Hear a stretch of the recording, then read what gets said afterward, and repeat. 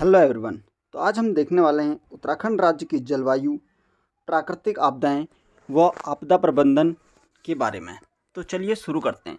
सबसे पहले बात करते हैं राज्य की जलवायु की।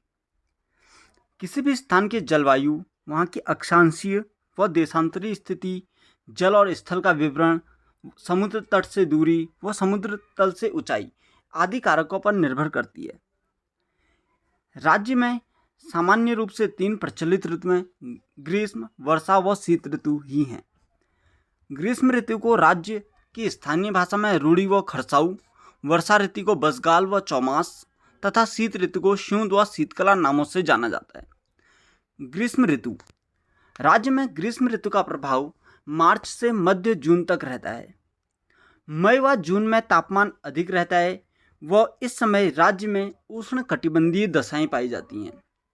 शिवालिक क्षेत्र में तापमान सामान्यतः 29.4 से 38 डिग्री सेल्सियस रहता है व इस क्षेत्र की अपेक्षा मध्य हिमालयी क्षेत्र में तापमान कम रहता है। मध्य हिमालयी क्षेत्र में तापमान 30 डिग्री सेल्सियस तक जाता है। अब हम बात करेंगे वर्षा ऋतु की। इसका प्रभाव मध्य जून से अक्टूबर तक होता है। गुजरात के तट से चलने वाला दक्षिण पश्चिमी मानसून राज्य में दक्षिण पूर्व दिशा से 15 जून के आसपास प्रवेश करता है, लेकिन राज्य में अधिकांश वर्षा बंगाल की खाड़ी वाले मानसून से होती है।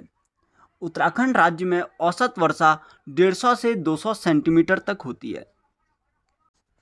शीत ऋतु। यह ऋतु मध्य अक्टूबर से मध्य मार्च तक रहती है।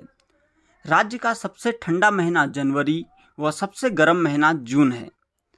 राज्य में 1500 से 1600 मीटर से अधिक ऊंचाई वाले क्षेत्रों में शीत ऋतु में हिमपात होता है, लेकिन 1600 से 3000 मीटर तक की ऊंचाई वाले क्षेत्रों में बर्फ ज़्यादा टिकती नहीं है। अब हम बात करेंगे राज्य की जलवायु को कितने क्षेत्रों में बांटा गया है। Doctor S.C. खरकवाल ने राज्य को ऊंचाई, ताप व वनस्पतियों के अनुसार 6 जलवायु क्षेत्रों में बांटा है। पहला, उपोष्ण जलवायु। यह 900 मीटर की ऊंचाई तक के क्षेत्र हैं। इसमें भाबर, तराई तथा दून वाला क्षेत्र आता है। गर्म शीतोष्ण जलवायु। यह 900 से 1800 मीटर तक ऊंचाई वाले क्षेत्र हैं। शीत शीतोष्ण जलवायु।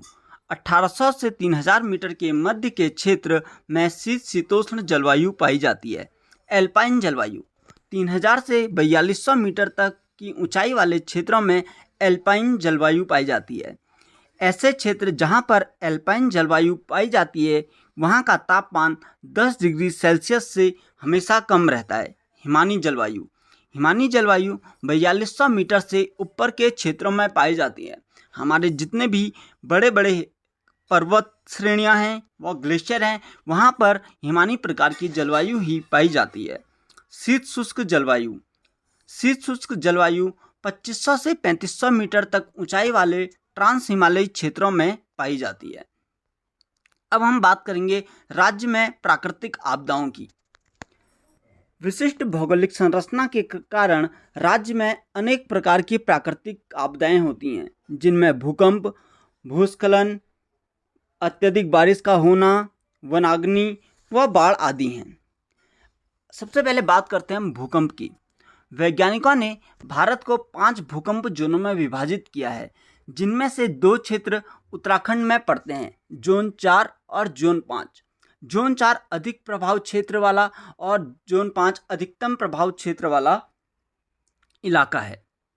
संवेदनशील जोन 4 में देहरादून, टिहरी, उत्तरकाशी, नैनीताल व उधमसिंह नगर आते हैं। अतिसंवेदनशील जोन 5 में चमोली, रुद्रप्रयाग, अल्मोड़ा, बागेश्वर, पिथौरागढ़ व चंपावत जनपद शामिल हैं। वैज्ञानिकों के अनुसार हिमालयी क्षेत्रों में भूकंप प्लेटों की गतिशीलता व भ्रंशों की उपस्थिति के कारण आते हैं। वह स्थान जहां पर भूकंप की उत्पत्ति होती है उसे भूकंप का केंद्र तथा जहां भूकंप तरंगें सबसे पहले पहुंचती हैं उसे अधिकेंद्र कहते हैं। भूकंपीय तरंगों को मापने वाला यंत्र सिस्मोग्राफ है तथा इसे रिक्टर स्केल में इसकी तीव्रता को मापा जाता है।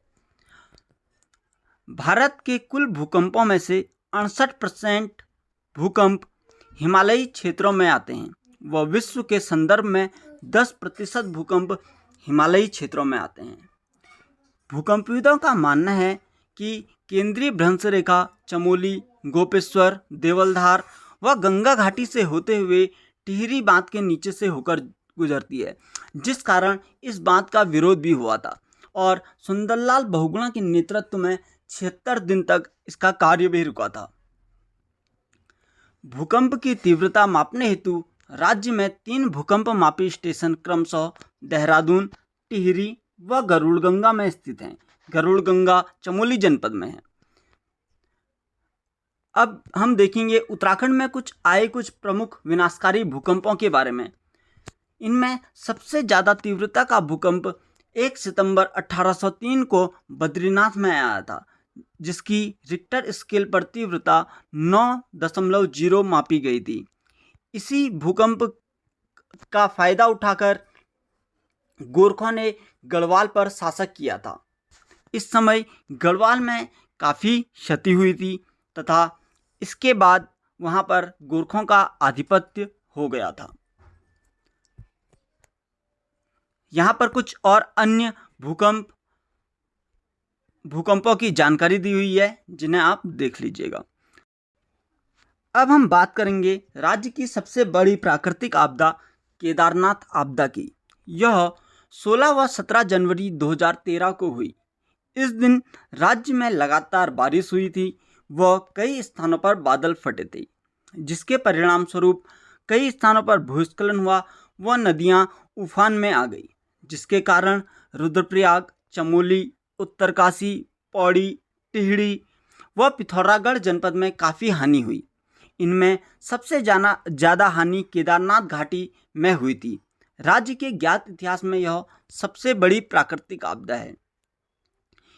इस आपदा से रुद्रप्रयाग जनपद में काफ़ी हानि हुई व केदारनाथ पैदल मार्ग में स्थित रामबाड़ा बाजार का अस्तित्व पूरी तरह से समाप्त हो गया।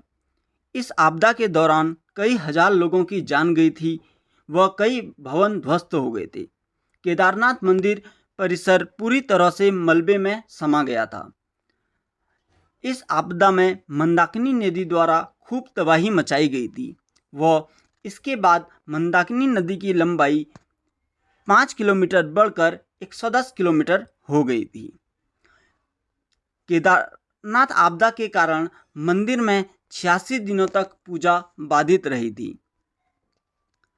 केदारनाथ आपदा में राहत के लिए थल सेना द्वारा 17 जून से 2 जुलाई तक ऑपरेशन सूर्या होप चलाया गया था। इस दौरान 25 जून को सेना का एक Mi-17V हेलीकॉप्टर दुर्घटनाग्रस्त भी हुआ था, जिसमें 20 जवान मारे गए थे। अब हम देखेंगे राज्य में हुई कुछ भूस्खलन की घटनाओं को। नैनीताल में सबसे पहले भूस्खलन की घटना 1866-67 में अलमा पहाड़ी पर हुई थी। वह नैनीताल में सबसे बड़ा भूस्खलन 18 सितंबर 1880 को हुआ था, जिसमें करीब 151 लोग मलबे में दबकर मर गए थे। ऊखीमठ भूस्खलन 11 अगस्त 1998 में हुआ था। टिहरी बांध भूस्खलन अगस्त 2004 में हुआ था। कपकोट में भूस्खलन अगस्त 2010 में हुआ था। मालपा भूस्खलन पिथौरागढ़ यह 17 व 18 अगस्त 1998 में हुआ था। इस भूस्खलन के पश्चात राहत हेतु ऑपरेशन ब्लू एंजल चलाया गया था। इसमें भारतीय नृत्यांगना प्रतिमा वेदी जी का भी निधन हो गया था। आपदा के कारण बहुत सारे हैं।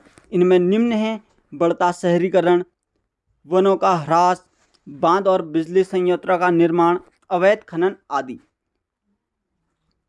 अब हम देखते हैं आपदा प्रबंधन के बारे में। प्राकृतिक आपदाओं से निपटने के लिए राज्य सरकार ने ऑस्ट्रेलियाई मॉडल पर आपदा प्रबंधन मंत्रालय तथा आपदा प्रबंधन मंत्री की अध्यक्षता में राज्य स्तर पर आपदा प्रबंधन एवं न्यूनीकरण केंद्र, राज्य आपदा प्रबंधन प्राधिकरण, राज्य आपदा प्रतिक्रिया निधि तथा राज्य आपदा न्यूनीकरण निधि का गठन किया है। राष्ट्रीय आपदा प्रबंधन प्राधिकरण का अध्यक्ष प्रधानमंत्री तथा राज्य आपदा प्रबंधन प्राधिकरण का अध्यक्ष मुख्यमंत्री होता है। उत्तराखंड देश का प्रथम राज्य है जिसने आपदा प्रबंधन मंत्रालय का गठन किया था। भारत में आपदा प्रबंधन अधिनियम वर्ष 2005 में आया था व इसे 2006 से लागू किया गया था। राज्य स्तर पर आपदा प्रबंधन हेतु 1070 तथा राज्य में जनपद स्तर पर 1077 आपातकालीन नंबर जारी किया गया है। जुलाई 2013 में राज्य सरकार ने एनडीआरएफ की तर्ज पर एसडीआरएफ के गठन को मंजूरी दी थी व अक्टूबर 2013 में एसडीआरएफ का गठन कर दिया गया था। भूकंप संबंधी जन जागरूकता के लिए डांडी काठी की गोद मां फिल्म भी बनाई गई है। जन जागरूकता हेतु आपदा प्रबंधन नामक एक त्रैमासिक पत्रिका का भी प्रकाशन किया जाता है। जुलाई 2013 से सरकार ने नदी तटों के किनारे 200 मीटर तक के निर्माण कार्यों में रोक लगा दी है। आपदा प्रबंधन हेतु राज्य को कुल 25 जोनों में विभाजित किया गया है व राज्य में आपदा प्रबंधन हेतु जिलाधिकारी 50 लाख तक धन व्यय कर सकता है। अब हम देखते हैं कुछ अन्य तथ्यों को। कुमाऊं का द्वार काठगोदाम को कहा जाता है। गढ़वाल का द्वार कोटद्वार, जोहार घाटी का प्रवेश द्वार मुंशियारी, कुमाऊं का चेरापूंजी चंपावत का सूखी डांक क्षेत्र कहा जाता है व गढ़वाल का चेरापूंजी गोपेश्वर की मंडल घाटी को कहा जाता है। विश्व का पहला हिमनद प्राधिकरण 14 जून 2010 को उत्तराखंड में स्नो एंड ग्लेशियर अथॉरिटी नाम से गठित किया गया था। गढ़वाल का स्विट्जरलैंड चोपता बुग्याल को कहा जाता है। धन्यवाद।